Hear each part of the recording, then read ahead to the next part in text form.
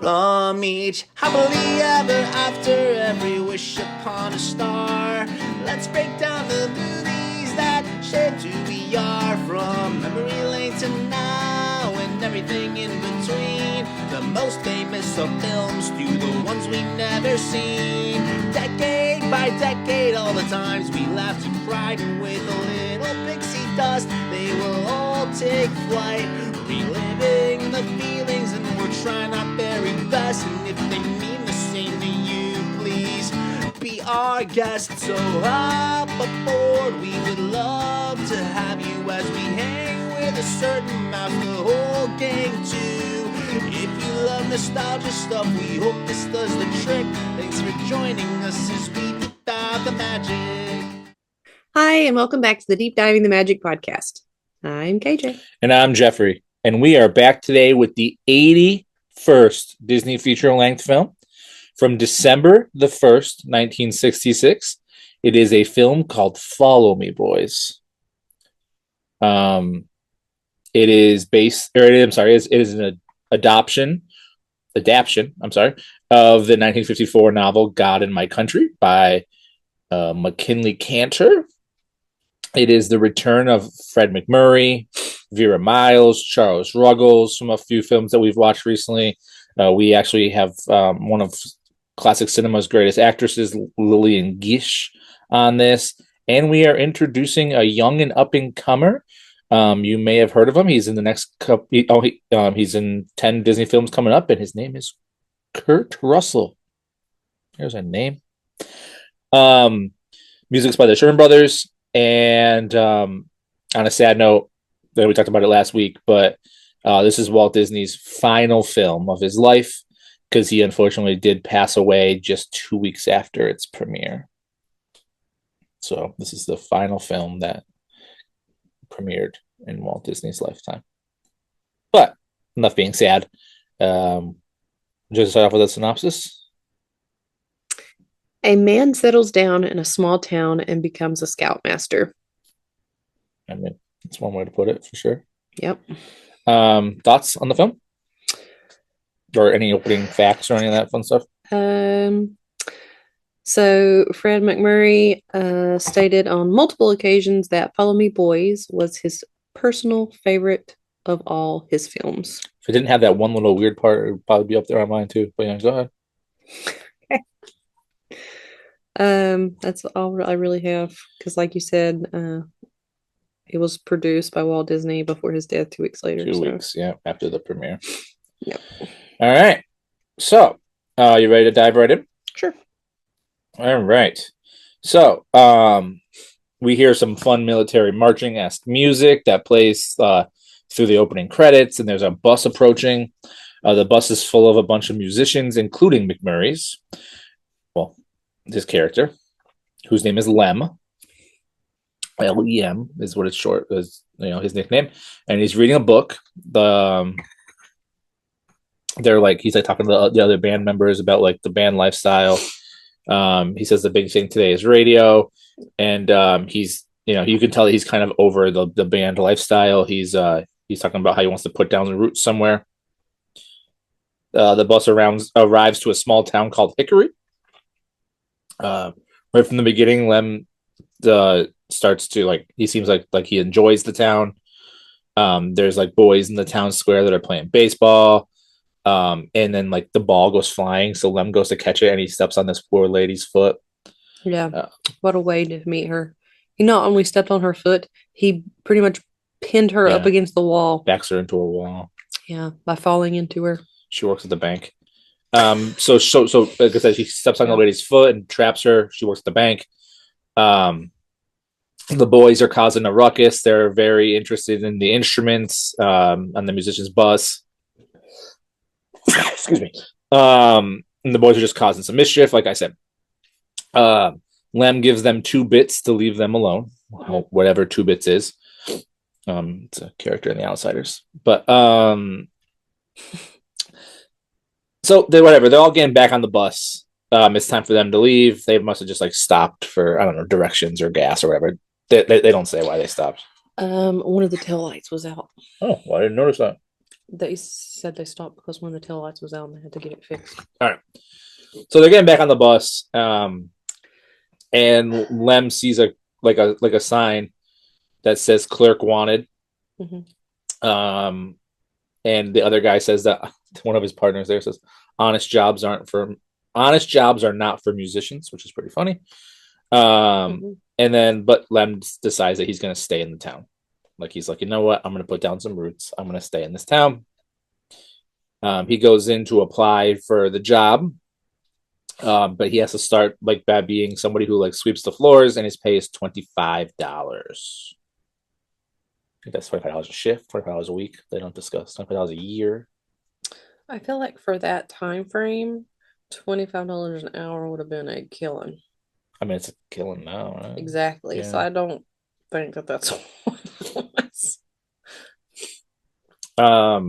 So we meet this lady, who comes into the store. She's like kind of all over the place. She's like a forgetful lady. They kind of like portray her right from the beginning as like a forgetful lady, and she's definitely like a woman of power. She has like money. She's like a wealthy lady. Mhm. She's the president of the city committee. Mhm. Anything to say about this lady? She's just kind of forgetful. She has like lots of power. She kind of seems like the mayor. Mhm. I don't think she is the mayor, Nope, but she has like authority like a mayor would, though. she's the president of the city committee. Yeah. Mhm. But Lem is interested in calling this lady that he thought that stepped on her foot. So he decides to call the bank from across the street on a really old fashioned fancy phone. Mhm. And he wants to invite her to the committee meeting because the invitation says bring a friend. And she's like not having it. Like she's clearly like, it appears like that she's like dating her boss, Mhm. right? More or less. Her boss is the guy who was Um, from the Absent-Minded Professor. it seems like we have another love triangle with Fred McMurray and what is the guy's name? But he's the guy. He's the guy that the wife is friends with in the Yeah. Absent-Minded Professor movies. But it cuts to the civic club meeting. That older lady is talking, and again she seems forgetful. And they get to a section where they're discussing the youth of the town, the boys in the town. Mhm. They need something to do, whether it's the YMCA or whether it's 4-H or whatever. Yeah. But the They girl need to keep them busy. that Lem finds attractive from the bank is like writing notes on the piece of paper. Mhm. And he sees that she wrote Boy Scouts down, and he's like, "Oh, here's my opportunity." So just he's like, "How about the Boy Scouts?" Like he just kind of suggests it, and they're like, Yeah. "Oh, this idea comes up every year, but nobody ever wants to be the Scoutmaster." So he offers to take the job himself. Yeah. So he's just like, "I'm going to do this because I'm going to impress this lady, even though I've been a musician and I want to be a Yeah. lawyer and keep going." And after he mentions that, she leans over to the guy. Hastings was his last name. Was his first name Ralph? I don't know. We'll just call him the other guy. Oh yeah, I'd see it in my notes now. His first name was Ralph. Okay. And she leans over to Ralph and she was like, I was just gonna suggest that. Yeah. Like, oh. But the next scene cuts, and Lem is leading a group of boys with backpacks through the town. And as they pass this house, we see another young boy who's played by a young Kurt Russell. His name is Whitey. So we see another young boy named Kurt Russell, who's not joining them.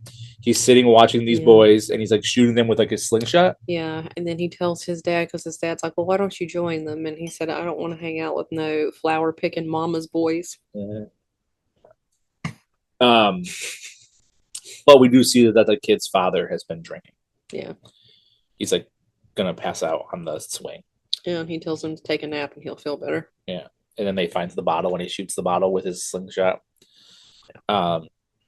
Boy declines the invite to join the troop. And then as they're hiking through, Lem's reading this manual about the Scoutmaster's job. And he's trying to make a troop he's trying to make a scout troop the whole town would be proud of.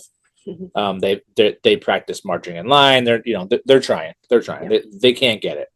So then Lem starts singing a marching song that he learned in the military in France, and he sings this song called "Follow Me, Boys," which has everybody start marching in line. Yeah. And I read, and I'm sure that this might be I don't want to steal one of your facts, but the Boy Scouts of America almost used this as their official song, but they decided against it. So it's like this very catchy tune about marching, following in line, basically. It's called "Follow Me, Boys." Mhm. The boys learn the song very quickly, and they sing as they march in perfect time. But then we see that the girl from the bank, I don't even know what her name is. I literally keep referring to her as the girl from the bank. Vida. Vida.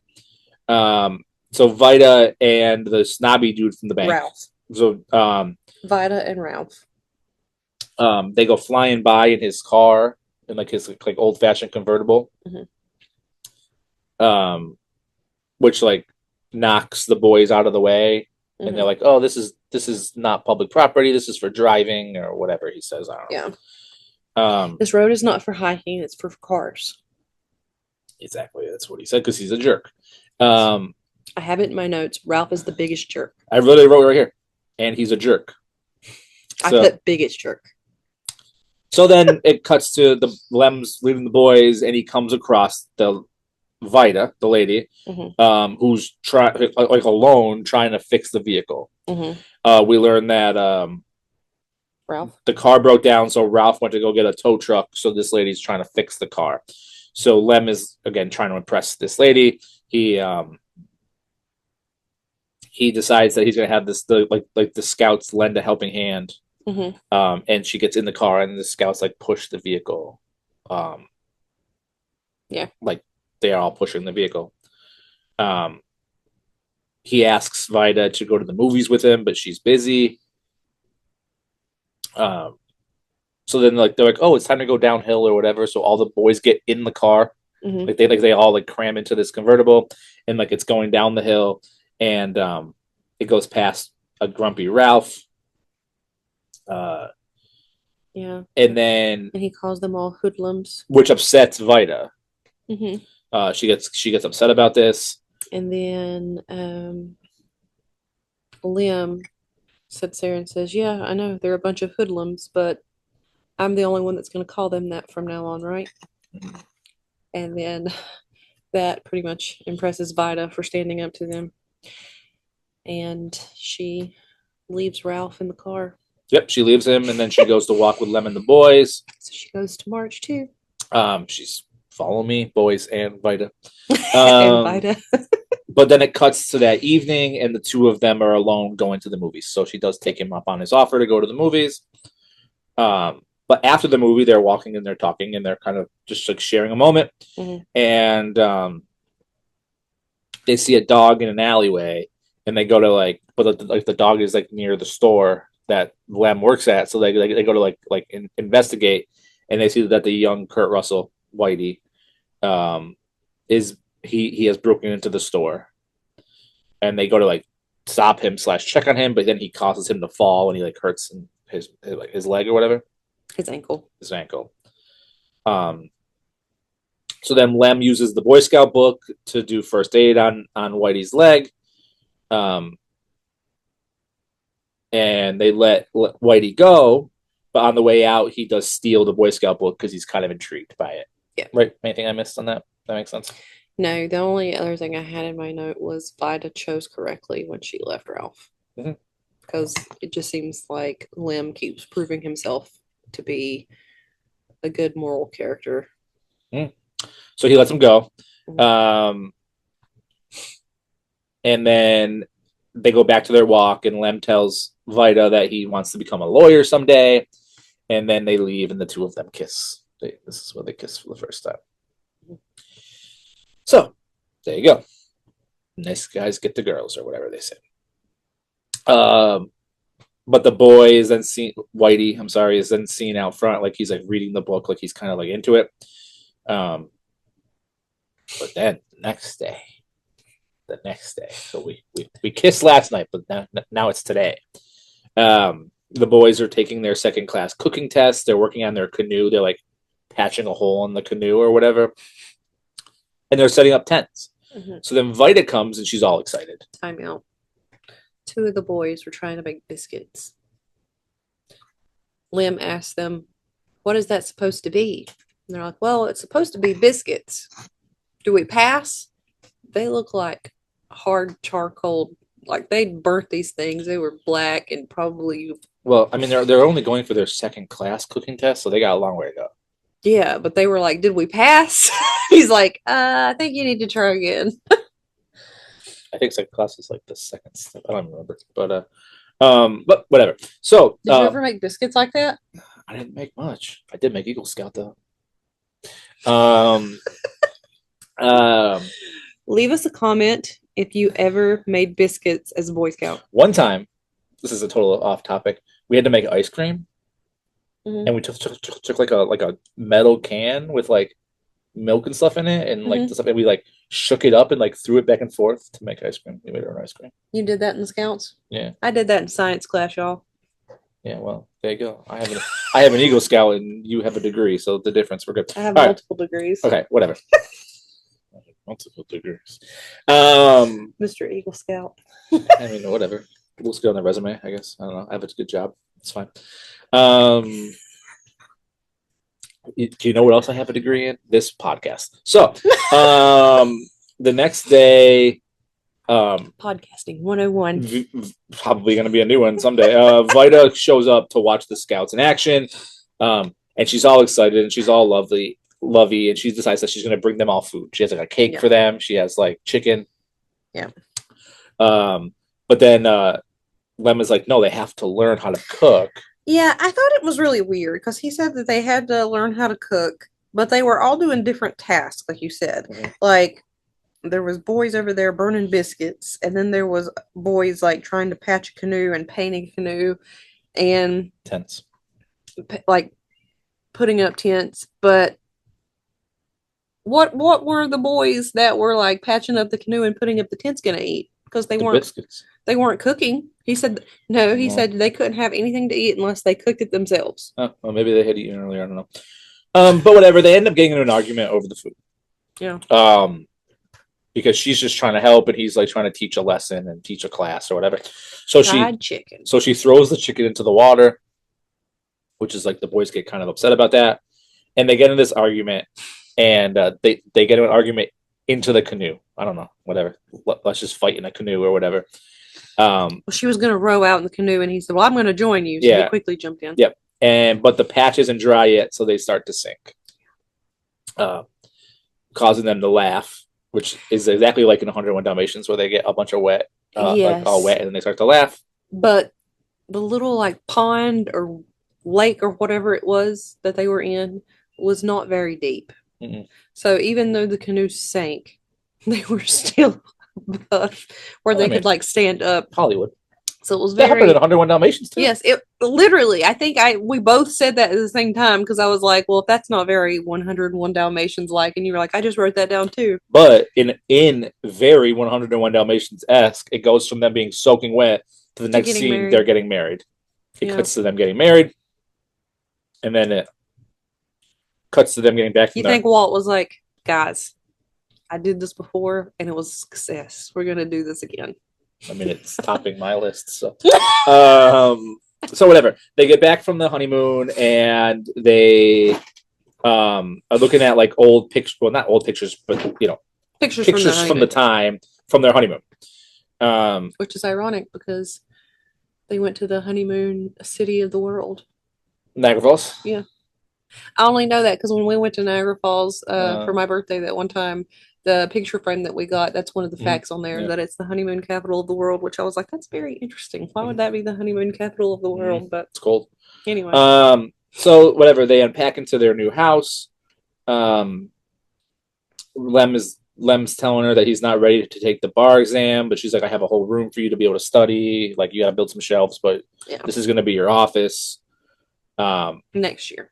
Yep, next year he's going to take the test once Next the year troop I'll is do more organized, and she makes him say Scouts Honor. So Scouts Honor. Mhm. And then they hear a noise outside. They open the window and they're being serenaded by the scout troop. So the boys are excited that he's back, so they're like singing to him and stuff. Um, then the boys march away after they serenade their scoutmaster, and then Whitey is seen watching them again. Always watch. We're not there yet. And then the next, like they're like, hey, the next morning we have a surprise for you. Like, Mhm. come and watch us. Come to such and such place. We have a surprise for you. So it cuts to like the surprise, and like they built him this cabin for like their clubhouse. Go ahead, talk about the cabin. Go ahead. I know you want to. Go. So they show him this cabin that they put together. And I mean, I've seen blanket forts look more stable than this cabin that they made. And then one of the kids looks up at him and says, "We didn't even use nails in some places. We just tied knots." Mhm. And I was like, uh-huh. And it looks like that. So whatever, they're all excited, but the Didn't even use nails. Lem is like nervous of like going in the front door. But I would have been too. They're talking about like, oh, we're gonna do some plumbing, we're gonna do whatever. Whitey is there and he's like shooting his slingshot at the boys. But they end up like inviting him to come help out because like his family must come from like plumbing or whatever.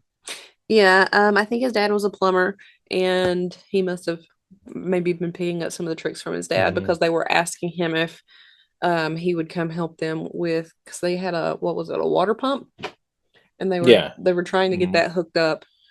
And they were asking Whitey if he could help them, and he said, "Well, I don't know. My dad probably needs me." And then they're like, no, we saw your dad at the bar on the way here or whatever. Yeah, one of them did, and he's like, "Well, what is?" And then he gets in a fight. Yeah, they end up getting into a fist fight because someone said something about his father. Clearly, it's a touchy subject. Yeah. Lem breaks it up. And then Whitey is like, I don't even care about the Boy Scouts. I just stole this book, whatever. But then Lem tricks him into saying the Scout Law, which he completely recites by heart, and but he still refuses to join. So that's out of the way. They're celebrating this new cabin, so they raise the flag on the cabin. But they're like, no, it's a secret knock. That you have to do a secret knock to get in. So they do a secret knock, and the whole entire thing just collapses. Yeah. And they all break out into laughter. And then they decided that they're going to build a real one. Like they're going to build a real cabin. Thank God. And this is when they invite. You should have seen this cabin. It's true. Watch the movie. Yeah. And then send us an email at deepdiveinthe We won't put a gmail.com. picture in here. Because how are we going to find it? But they invite Whitey to help, and this time he does help. Yeah.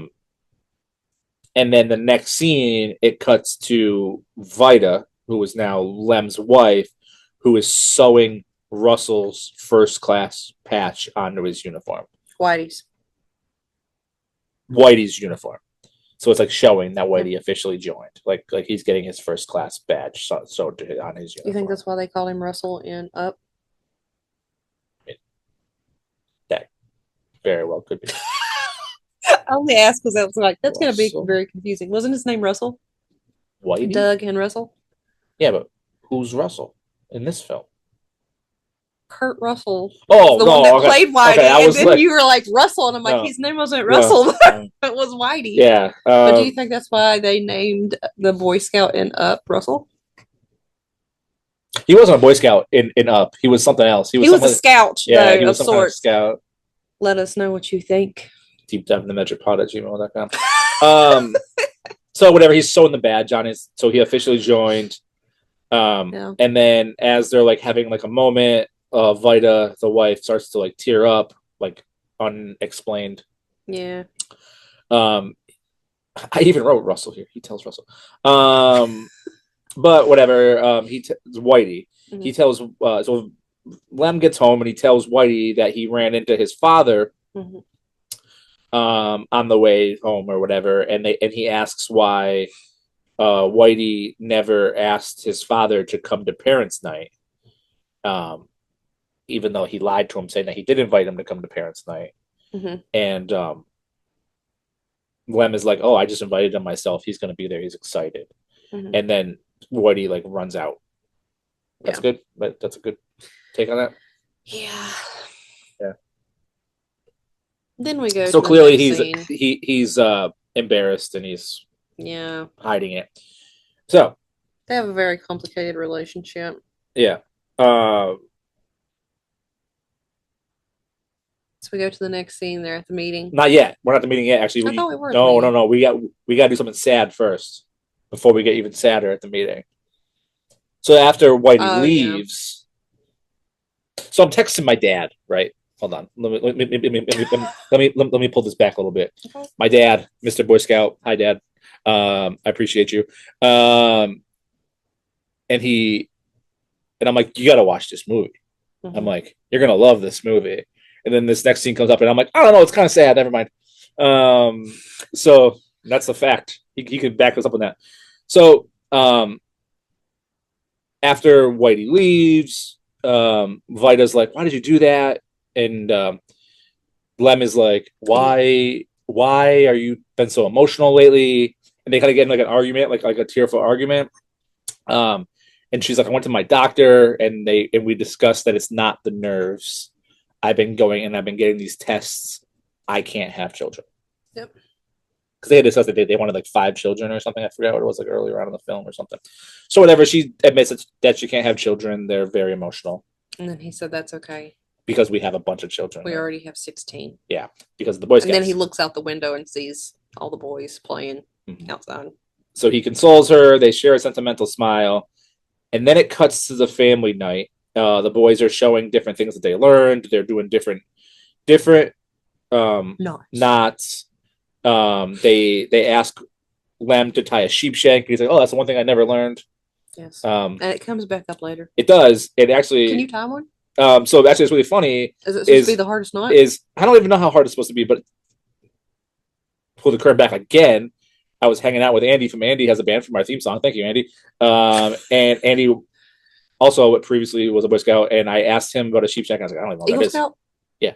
Two Eagle Scouts hanging out together. But he could tie a sheep shank, and I had no idea what that even was. So different troops, though. So he knows what it is, but you don't? I've heard it before.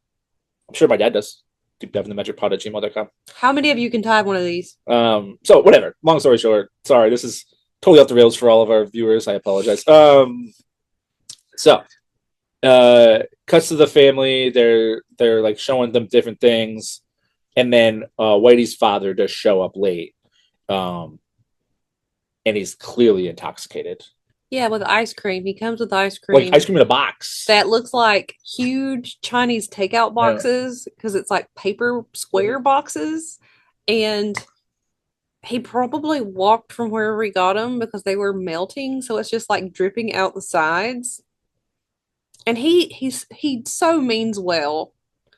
He definitely does. He's trying to be there for his son, but he's definitely struggling. And he's like covered in ice cream, and Whitey is just embarrassed and bummed out. You definitely learn later that there was also some struggles there. So Whitey takes his father outside, and they end up leaving the meeting. Yeah, and he rips his scout patch off his shirt. And he throws it at Lem. He lashes out at Lem when they leave. Yeah. Lem says he wants to give up on the truth. Okay, so then at this point, after this whole day, the meeting, the next whatever, Lem is like, I want to give up on the truth. I'm stepping down. It was the same night. It was afterwards. It was after the meeting. Lem's like, I failed. I'm giving up on the truth. I'm not a good scoutmaster anymore. I lashed out. Whatever. Yeah. But then we see Whitey is frantic at their window, and he's like, I need to use your phone. I need to use your phone. He's still wearing his scout uniform. Mm-hmm. It's very sad. Something happened to his father. Mm-hmm. They call the doctor. The doctor comes, and they're seeing the father.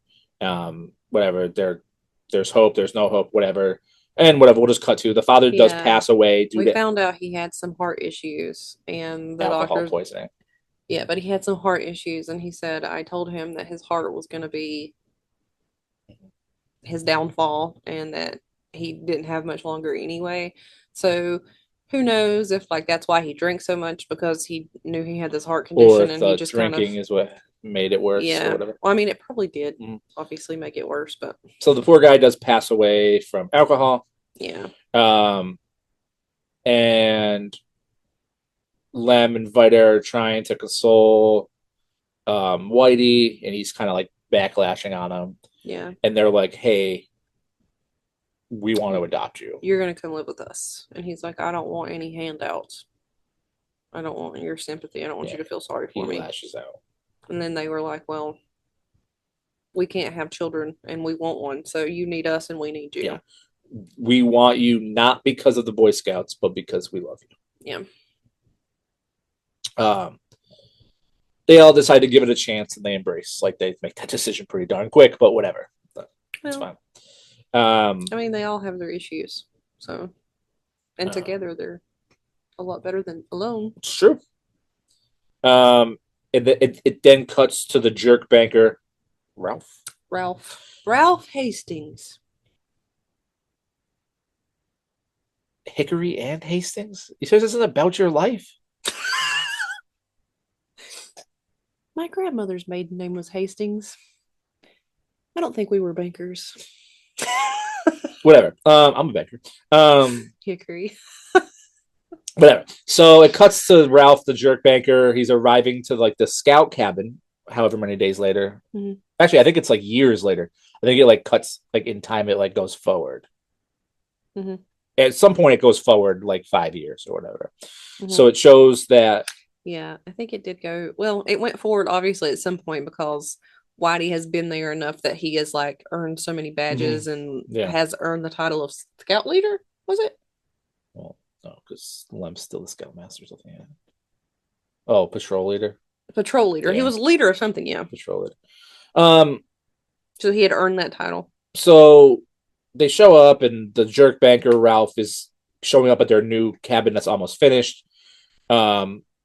And he confronts Lem, and he's talking about how this lake property is worth at least $500,000. Like this lake property Yeah. is worth a ton of money. Mhm. And he's like, and you're gonna build this cabin on this or whatever. So it hasn't jumped forward yet because they're still building this new cabin.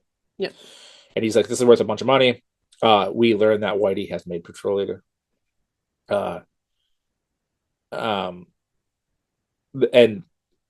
then Ralph is like, mentioned where are the something about boys? His aunt. Yeah, because his aunt, who is the rich lady that's Owns the forgetting land. who's forgetting everything from earlier, Mhm. is the lady who owns this land. Mhm. Okay. And he said, have you talked to her about this? And he said, yes. She came here just this morning and she was sitting here right where I am, looking out at the pond Mhm. and reading a book. Correct. Now we'll come back in later. Yes. And then he asks where the boys are, and he's like, "Oh, the boys are on a hike. I didn't join them. Whitey's leading them because he's the patrol leader." Mhm. It cuts to the boys on their hike, and Whitey is being lowered down by somebody named with glasses. Help me out here. Oh, gosh, what was his name? I'll look it up. So while you're looking it up, Whitey is being lowered down on like a rope tied to a tree because another boy fell. He was like being too close to the edge and he fell like down like the embankment, and Whitey is going down to save this kid. Hoodoo. Hoodoo. That's right. So the boy with the glasses, his name is Hoodoo. He's the one that's like he's like He reminded like me of Squints. yeah, he's like rappelling the rope down for them to like Yeah. Well, I mean, he had help, but he was the one that was like Yeah. closest to the tree. They end up swinging back and forth, and they're able to land safely. I have a question though. I did have a problem with this. So this boy that fell, He's nervous. He's scared. Yeah. yeah, teetering on the edge. It's a pretty good fall down. And when he wasn't hurt at all. No. And at this point, why are you afraid? I know. Because you just escaped death. I mean, Because I went on a nerve-wracking. Whitey has to rappel down to get you, Yeah. and it's not like a 5-second rappel. It's Mhm. Watch the movie and let us know. So How did this kid not get hurt? Whitey ends up getting aggressive at the scared boy. Well, because he was freaking out. Yeah, but You know how, like, in the olden Mhm. days, like, people would get anxious and then they'd slap them? yeah. Well, that's what Whitey does. So, that happens. Yeah. Cuts to at some point in the near future, Mhm. next day, next week, whatever. We're in the bank, and the older lady back from earlier, who's being forgetful, who is the president of the committee, who owns the land, who's also the uncle of the jerk Ralph, or aunt of the jerk Ralph. She shows up in the bank to like talk to Ralph, and she's all upset because the whole town is gossiping about the boys. Right? Mhm. I had to ask you a question about this, so go ahead and explain this whole thing. So basically, they were talking about the boys and what happened and all It's not this, safe. and talking bad about Whitey and Liam, and then Whitey's family. yeah, and then and they're just talking about how bad, like, oh well, his track record, he should have never been in that position anyway. And then Ralph says, yeah, well, I mean, it's not gossip when it's true. And she just sat there and said, okay, well, where are you taking me for taking me for lunch? lunch? And then she like talks about like being upset about all the gossip, and then he's like, well, it's not gossip if it's true.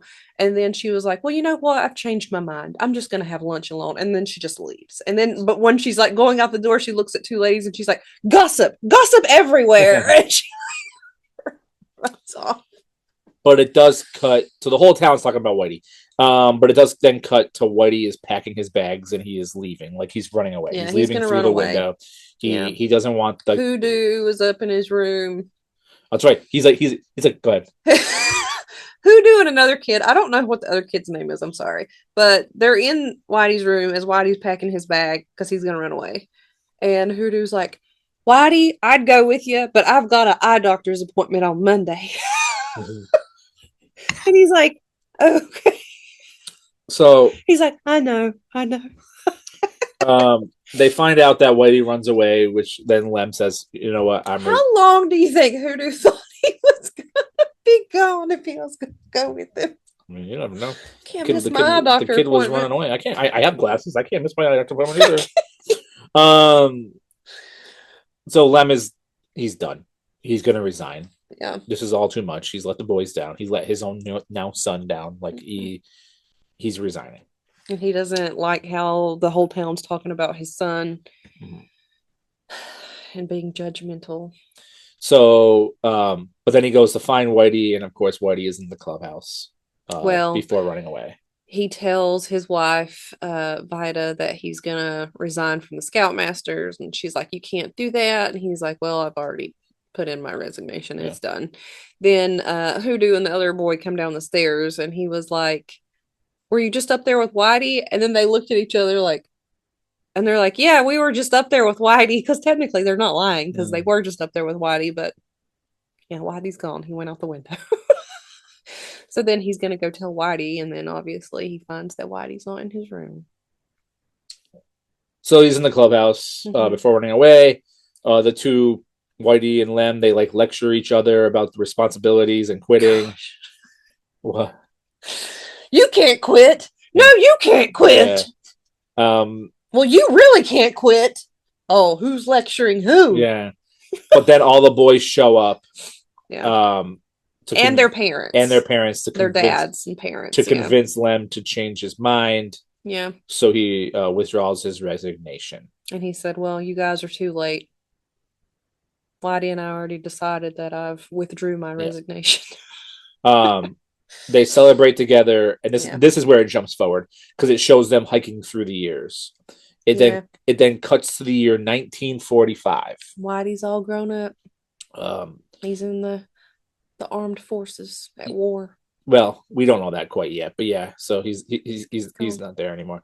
Well, they did say he was in the army. Yep. So and he was a medic. So Kurt Russell's no longer in which is what he said he wanted to do when he was going into the Boy Scouts, because he told Vida when they were having their moment and she was sewing on his patch that he was going to go for his medic patch because he wanted to be an army medic, like somebody in his family. I don't know, but that's remember what he does. but yeah.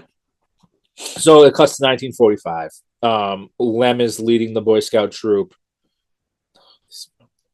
I loved this film until this. This is the weirdest jump from A to B in any film ever. This was my favorite part of the movie. Oh my goodness gracious. So 1945, hear it out. Lem, older now, is taking the new batch of kids out to go camping. And they're like bird watching. They're going to go they're going to go bird watching. So they have like bird watching material. They have like their compasses and they're going camping. I have a question. So when he's telling the one kid goodnight. Well, we're not there yet, but well, no, it's we're there. Like 6 o'clock. Yeah, we're at that camping trip. They put up their tents and everything. And then he's telling the one kid, he's like, well, yeah, you got to go to bed.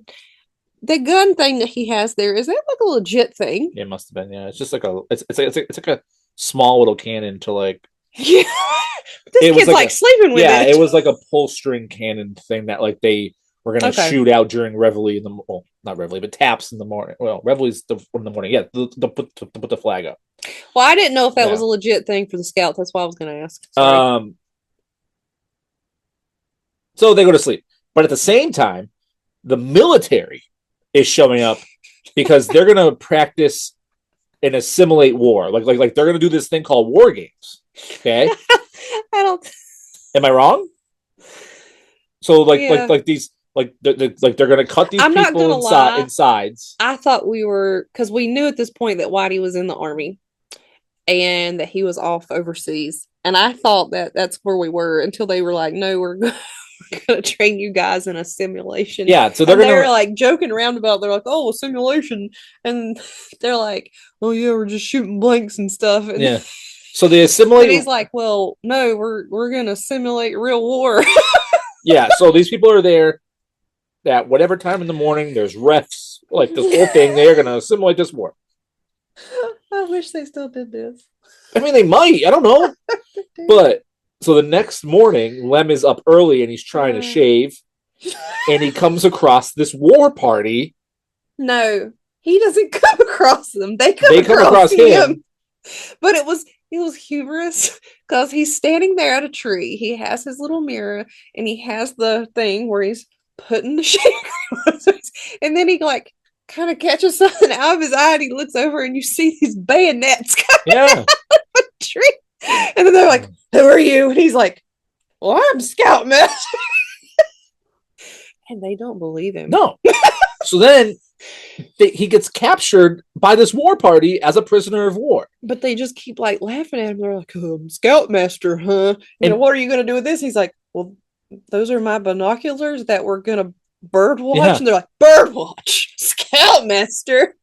So he tells them to think, and they say, we don't think. Thinking is for officers. So he becomes an assimilated prisoner of war. So then he gets brought back. And they took him with the stuff. Yeah. So then he gets brought back. He's like, no, right over the ridge. That's my Boy Scout troops over there. And they're like, oh, the infantry will get them. Yeah. I was like, oh no. So then they take him back to like the headquarters where he's trying to plead his case. And they're like, oh, you're a Boy Scout master. We'll let you go. Just tie us a sheep shank. And homeboy can't do it. I can't do it. I don't even know what that is. heathoutmagicpod@gmail.com. So he never learned that knot, so he can't do it. But then it cuts back to the boys. So they're ordered to take all the boys prisoners. And actually, I don't think they still didn't believe him that he was. No. So I don't think they actually thought there was Boy Scouts out there in the midst of their war games. And they all of a sudden, like, the boys are getting bombed. Not yet. So, sorry to cut you off.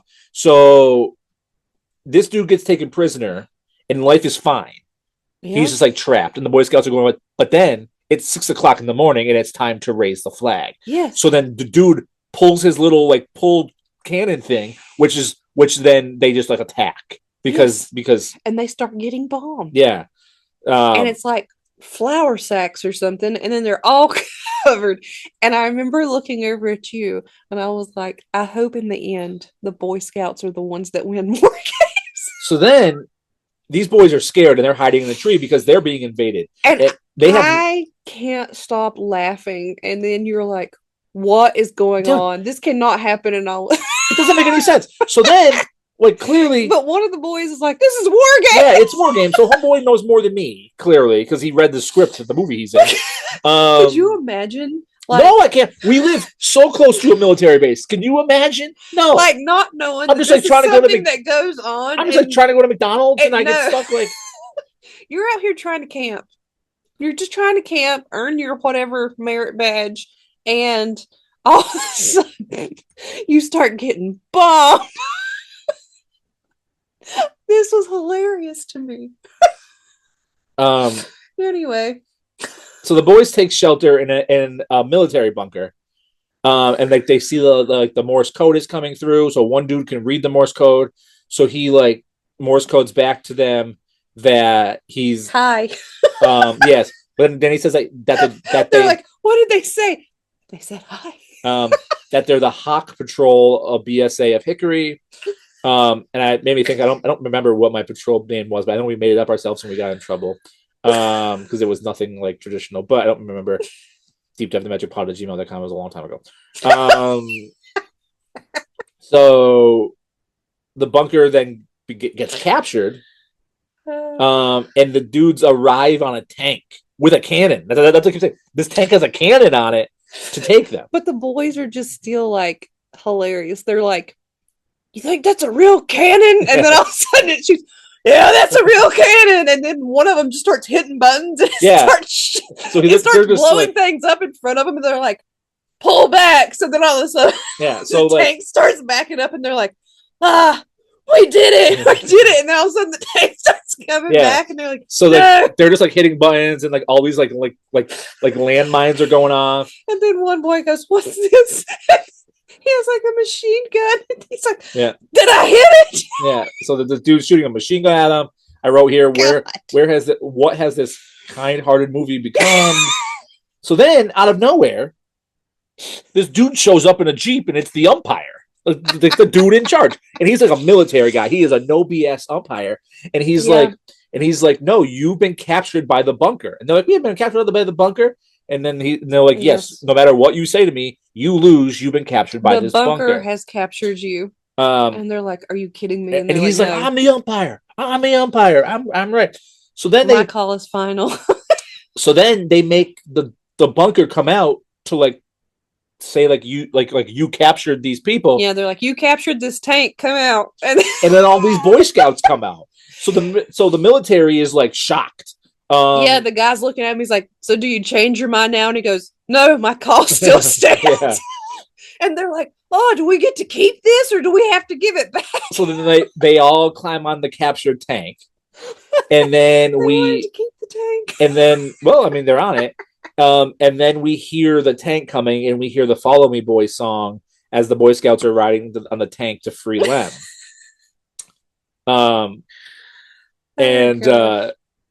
They're like, and he's like, I told you. He was just walking outside during his prisoner of war time where he's got his sunlight. So he's like, I told that's you, my boys. But then the guy's like, just tie a sheepshank and we'll let you go. He's like, I can't do that. He said, release him, but teach him how to tie a sheepshank before you let him go. Show him how to tie a sheepshank before you let him go. That was the best movie. It doesn't make any. It's fun-loving movie. So then they return back. Oh yeah, and I did have it in my notes, and I don't know exactly where it goes, but I feel like I'd seen it multiple times, but definitely during the war games. There is some Boy Scout that has like, if you're anything familiar with the Archie comics, he has like a Jughead hat. Yeah. And I thought it was the cutest little thing. And he captured a tank. It's true. So then after their time in war, they return back to their home, and we learn that the cabin now has a padlock on it and a no trespassing sign. Ralph Hastings is a terrible man. The grumpy banker strikes again. And the old lady from the beginning who was going to give the land to the Boy Scouts, Ralph appointed himself as the representative for her because she's losing her facets. She asked him to help her find, because she was going to give the Boy Scouts the land, and then Ralph was trying to get appointed as her guardian. Yeah, because he said she was out here just throwing her money at frivolous things and had dementia. And she goes and she tells Lem about this, and obviously she must know that he was studying to be a lawyer, whatever. And then she was like, well, what would you do? And he said, well, if it was me, I would fight it. And she's like, well, would you help me fight it? And then he said yes. Yeah. So guy's taking guard or representative of his aunt and he's seizing the property. So then it cuts to court. This is where you were talking about right here. And Lem's like, well, I'm going to represent this. I'm studying law. I'm going to represent this. And he's like, I'm going to interrogate the lady. Her name is Miss Siebert. And everyone's like, well, she doesn't really have her capacities. And he's like, nope, I'm going to interrogate her. Prove that she does. And then they bring up a nostalgic story about the lake and her family.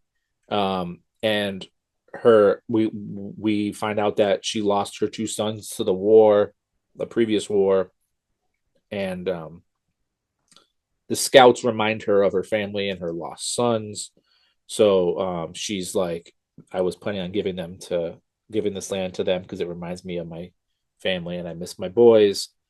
And then Lem is talking to her. And it brings her joy to see boys out there playing in the same area like her sons did. Yeah. So that's why she decided that the Boy Scouts needed it. And then Miss Siebert talks very professionally. She's like dropping dates and like professional terms. And then they ask her something. She's like, well, would you like me to recite Yeah. Section 16? Which proves, and then they're all looking like. Which proves that she still has her wits and her memory, proving that she does not need a guardian, so it's denied. Although I did think it was funny. They were sitting there in the courtroom, and her nephew, Ralph, is sitting over there with his lawyer, and she says, Ralphie, stop biting your nails. My sister used to put mustard on him when he was a kid. Was it mustard or mayo? Mustard. Oh. Either one of them was gross. I mean, I would enjoy it, I guess. So whatever, it cuts to them. They're like, they won. They're all happy. And then it cuts to Lem and Vida, and they're celebrating the shop owner's birthday. So we haven't really talked about the shop owner, but the shop owner, I mentioned his name earlier or whatever. It had been in a handful of Disney movies before this, but he has just become like a family friend pretty much ever since like he let Lem work there all those years ago. Yeah. So it's like his birthday. I think it's like his 80th birthday. Is that correct? I don't remember what birthday it was. But he was like, I can't believe it's a whole nother year. Yeah, it was like a monumental birthday. And like they have a cake for him. And they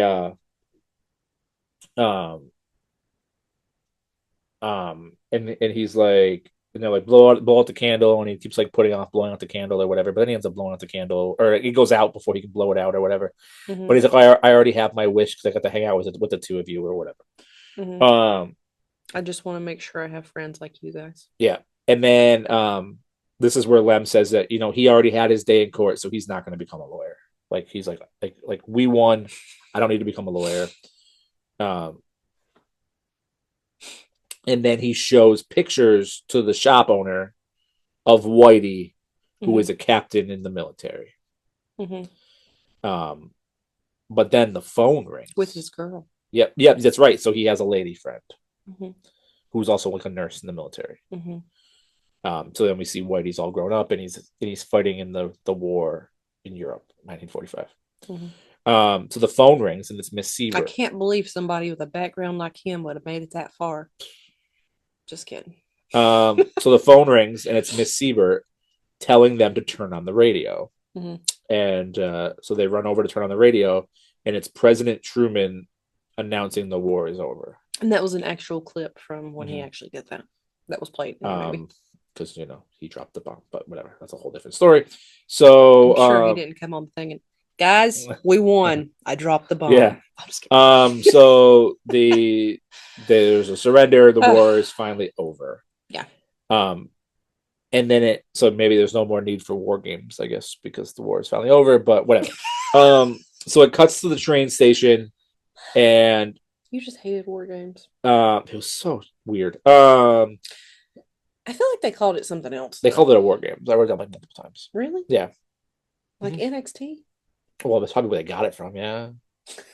But whatever. Okay. So it cuts to the train station, and Vita and Lem embrace and welcome back a grown war hero, Whitey, played by a different character now, and his new bride, Nora.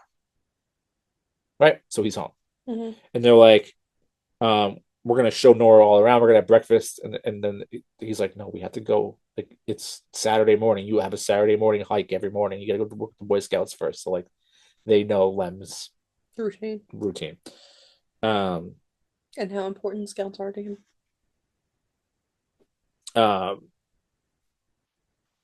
He was also talking about he's got to go figure out where he's going to set up shop because he's going to open up his own like clinic. Yeah. And so he's, Lem is older, but he's still going on hikes with the scouts. And we see that like the new construction on their new cabin, like they have like this beautiful new cabin. Mhm. They're kind of making like a whole like scout reserve, like a whole like camp. Yep. And they obviously put together with the nails. Mhm. No knots. No knots. So this is where we learn that Mr. Hughes, who was the shop owner, has passed away, which is sad. But he leaves a letter in his will, leaving the store to Lem. But this is where we also see that Lem is like in declining health. Like he is not the chipper young musician from the beginning anymore. He is gray and feeling it. So Whitey ends up telling Lem that the troop committee has decided, due to Lem's health, he has removed him as scoutmaster after 20 years. One of the original boys, like from Whitey's group, is going to become the new scoutmaster. Mm-hmm. But he's allowed to keep the title of I forgot what it was, but it was some kind of like special scoutmaster title as like a deserved honor. Mm-hmm. And they were going to have Lem Day. Correct. They're going to have. Well, he doesn't know that yet. They're like, "Oh, come out here." Oh, I thought they showed him. They bring him out, and then it becomes Lem Day. I'm pretty sure they told him that they were going to do that. Yeah. So they, he walks out and he's like, flanked by like these. Time out. So when he finds out he's in bad health. Oh yeah. And he's sitting there. Vita brings him a plate with food on it. And then she sets it down and he was like, milk toast. I'm not eating milk toast yet. I'm not old enough for that yet. And I was like, what is milk toast? Did you know what milk toast was? I looked it up. Doesn't sound awful though. Well, I thought it sounded weird, so I looked it up. And apparently it's a breakfast dish containing toasted bread and warm milk, typically with sugar and butter. So it's like the grits or whatever you eat, whatever. Deep down in the magic pod at gmail.com, but whatever. So they taken this older Lem outside. He's flanked by two scouts, like two young scouts, who are playing the that Whitey almost killed one. I don't know what you're talking about. So they had a convertible and Whitey was driving. Oh. And Vita and Lem are sitting in the back. And then the scouts, one jumps on each side of them in the back, and they're kind of sitting on the trunk edge of the back of the vehicle. And then when Whitey puts the brakes on, the one on the left of Lem goes flying at first, but then catches himself. Because I was like, oh, well, that would have been bad. I didn't notice that, but you did? No. So yeah. they're going to like Limb Day could have been very they're disastrous. going to the dedication committee, and he's like, He's still upset about, Yeah. about not getting. but he's also upset that like his boys aren't there. Yeah, and he goes, they probably didn't even tell my original scout and give them invitations, not like any of them would show up. So then like, but people are coming out of everywhere to like join this parade. Mhm. It's Lem Siddons Day. And then all of a sudden you see Hoodoo Yeah, so basically you see like a flatbed truck still come. wearing his glasses. Yeah. There's like a flatbed truck that comes full of all the scouts of like all different ages. Like his original people are there. One of them is the mayor, which is Hoodoo. Hoodoo's the Hoodoo. mayor. But I don't know if he One was dude the was- mayor of Hickory. Or he was the mayor of something, Yeah. but he got to come in, but he had to like specifically write to be able to come to this. Yeah. The one dude was still wearing his fancy hat. But they're all there, and like all the younger scouts are there, and it's like they're just dedicated. And they're kids, basically. Yep. So scouts of all ages are there. They are dedicating and cutting the rope to Camp Siddons, so it is going to become a camp for all Boy Scouts to use. Mhm. And then Hoodoo, who's the mayor now, gives him the honorary title of lawyer after all these years. And then he gives an emotional speech thanking everybody, thanking Hoodoo, thanking like, each boy by name, Whitey, his wife. Mhm. And then they're like, all right, well, what's left for us to do? And he's like, well, you know what we're going to do now. Well, he was cutting the thing open, the ribbon over Yeah. at the bridge to let them into the scout sanctuary area. Yeah, like the scout camp. And he's like, well, you know what we're going to do. And they get in line and they march and they sing the Follow Me Boy song. Yeah. And that's the end of the film. When he turned to me, he said, are you crying? And I was like, no. Don't lie to me, you're crying. So that's the film. So Jeff cried. I A did not- river, listen, maybe if it wasn't a whole part about war games, but alligator tears. I cried and laughed. I'm sorry. but so any thoughts on I liked it a lot better than I thought I would. And my favorite part was War Games. So I found crazy. it very humorous. It kind of reminded me of Major Payne. Like that kind of like slapstick humor during this section that's probably not really supposed to be funny, but is funny too. I definitely enjoyed it a lot more than I thought I was going to. I'll tell you what I enjoy about this film. Yeah, nostalgia. Well, yeah, yes and no. But yeah, there was some nostalgic points. There was whatever. I'm gonna take my family out of this one. Walt, this movie came out 2 weeks before Walt passed away. Mhm. So Walt got to see this film with a speech at the end where the guy got to see his like lifelong journey come to fruition, and he got to give the speech and he got to cut the ribbon and he got to lead the Troop. the Mickey Mouse Club down the thing, Mhm. where Walt never got to see Walt Disney World. His brother had to give the speech, so like Walt got to see this before he passed away, and this was the last film Mhm. that Walt got to see because he died 2 weeks later. But Yeah. not to get sentimental, this film had enough sentimental stuff in it. Are you crying? No, but so yeah, it was just that one part was super strange with the war games. I don't know, it was odd. I enjoyed it. Mm-hmm. It was. Fred McMurray was the perfect cast for this. I enjoy Fred McMurray. Yeah. He's probably one of my Yeah. favorites. But so let's talk List Upon a Star. Does this film knock out Time Peter Pan? out. What's up? You didn't let me do my ratings. Sorry, I take back my statement. So, I gave this a 7 out of 10. Mhm. IMDb rated it a 7.1 out of 10. Yeah, I would give it a high. It was good. It was solid. Yeah. So then, what I was gonna say is, do these boys? They do not march their way on my list. Do they knock off the Lost Boys? Is what I was gonna say, but they No. don't. All right. So then, what is your List Upon a Star? My List Upon a Star is 101 Dalmatians, The Parent Trap, Sleeping Beauty, Dumbo, Lady and the Tramp, That Darn Cat, The Three Caballeros, Moon Pilot, The Shaggy Dog, and Peter Pan. So this also does not make my List Upon a Star. I have a very exclusive list right now, but it was good. I would watch it. Yeah, it's not on Disney Plus, but you can find it. You can rent it on Prime. Yep. can use your credit card points for it.